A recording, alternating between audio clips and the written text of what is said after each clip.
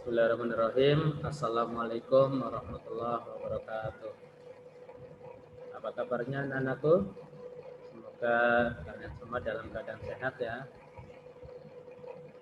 Hari ini kita akan belajar melanjutkan tentang surat. Nah, kita akan belajar tentang kebahasaan yang ada pada surat. Kita akan coba belajar menyimpulkan ciri-ciri bahasa yang digunakan pada surat, baik itu surat dinas maupun surat pribadi. Oke, kita akan membuka PowerPoint.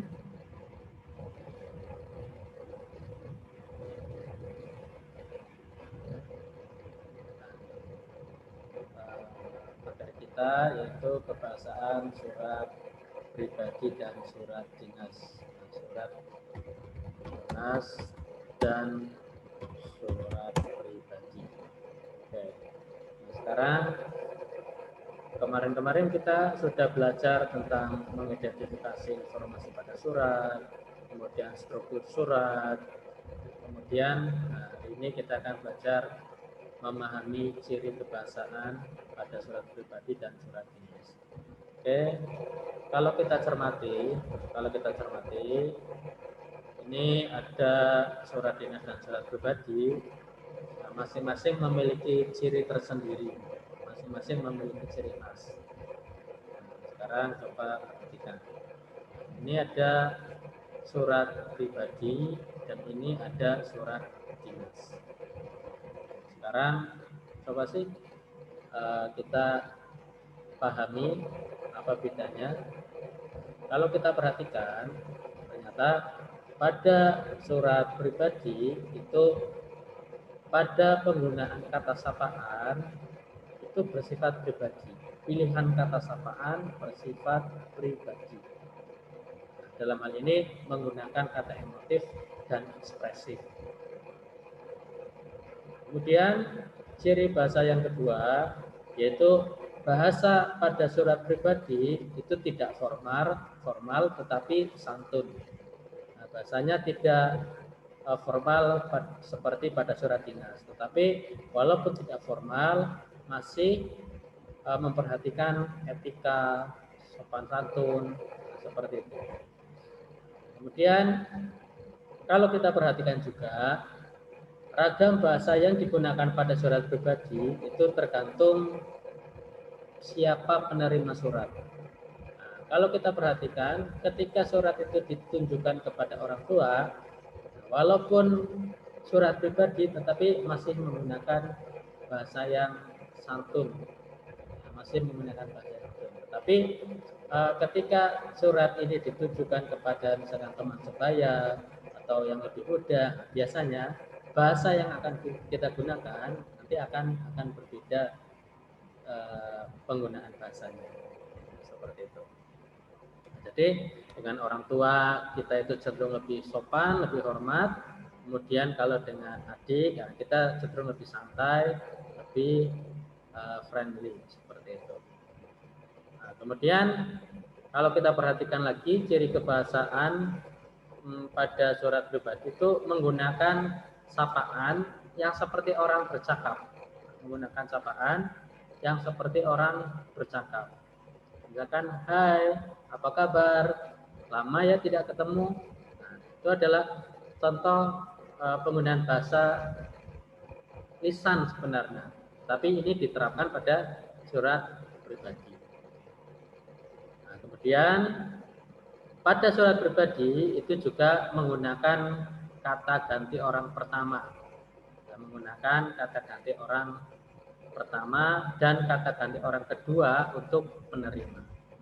Nah, kalau misalkan pada surat pribadi ini menggunakan kata gantinya tergantung siapa penerima suratnya ya. Kalau misalkan dengan teman biasanya masih menggunakan aku. Kemudian kalau pada orang yang dihormati, nah biasanya menggunakan saya. Nah, itu bisa menggunakan itu untuk orang pertama. Kalau untuk kata ganti orang kedua, nah, biasanya kan kamu orang kedua. Nah, Anda itu juga orang kedua. Seperti itu. Nanti tergantung siapa penerima suratnya. Atau bahkan ketika lebih akrab, bisa menggunakan lu, ya, lu. Orang pertama gua. Nah, itu juga bisa. Nanti disesuaikan dengan penerima suratnya. Oke, itu ciri bahasa pada surat pribadi. Nah, sekarang pada surat dinas nih. Bahasa pada surat dinas itu lebih formal. Nah, lebih formal, kemudian ragam bahasa yang digunakan adalah ragam bahasa baku. Formal menggunakan bahasa baku. Kalau kita perhatikan pada surat dinas itu karena bersifat kelembagaan instansi, makanya biasanya menggunakan kata ganti kami. Nah, menggunakan kata ganti kami di bagian penutup surat, di bagian salam penutup. Hormat kami, nah, bukan hormat saya, tetapi hormat kami, karena sifatnya adalah kelembagaan. Oke, sekarang bisa diperhatikan, ini ada contoh surat pribadi. Jakarta, 13 Januari 2015. Halo Alfa, nah, ini ciri yang tadi muncul nih, seperti orang bercakap ya, seperti orang sedang menyapa. Halo Alfa, bagaimana kabarmu? Semoga segala sesuatunya lancar-lancar saja.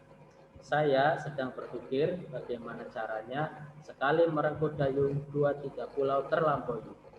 Dayungnya sudah ada. Saya dapat izin, juga uang saku tentunya, untuk liburan ke Malang.